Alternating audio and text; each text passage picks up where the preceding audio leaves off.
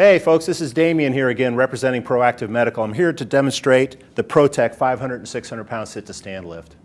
Let's go ahead and start with the base and work our way up. The unit's on 4 casters, allowing you to roll it into where you need to use it. The back casters lock by pushing down the red tab. The gray tab unlocks it. This device, you're going to want to lock it when you're raising the patient and leave it unlocked when you're lowering the patient.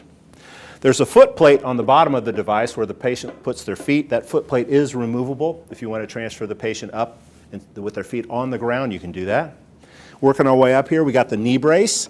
Knee brace adjusts up and down and in and out, so you can set it in whatever position you need to be correct for the patient transfer. The base opens and closes with the foot pedal instead of a lever, so push one way to open it and the other way to close it. The device uses the electronics to raise and lower. Up with the remote raises it, down lowers it. It's got the alternative buttons on the control box, so if we break the remote, we can still raise and lower the device. It's got the emergency stop button on the back. Push it, nothing's going to work. Turn it again, it'll restart. Uses the actuator to bring the lift up and down.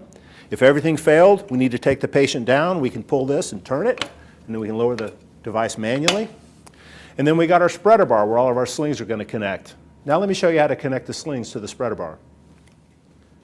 Hey folks, Damien here again, representing Proactive Medical. Now it's time for me to show you how to use the standard sit-to-stand sling on the Protekt 500 and 600 pound sit-to-stand lift. You guys saw it on some of my other videos, but this sling, we simply take it behind the patient, like so, with the buckles facing forward.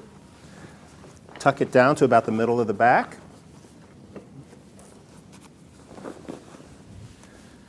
Then we take the waist strap, bring it around the patient's waist,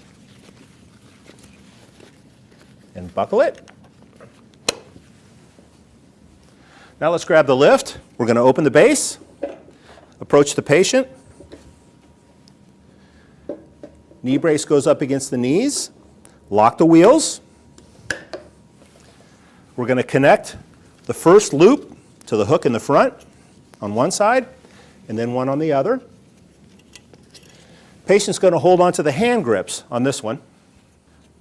Now we're going to slowly raise the patient into a standing position by pushing the up button on the remote. And as you can see, the patient's going to slowly get into a standing position. We want to make sure and keep our eyes on the arms, make sure the belt isn't riding up under the armpits. And it's going to gently raise the patient into a semi-standing position. We can go all the way up and get a person completely standing, but generally you're going to keep the person in a semi-standing position during the transfer. We're going to unlock the wheels, bring the device away from the wheelchair. We're just going to go ahead and close the base this time just to make it easier to make it to the bed. Take the patient over the bed,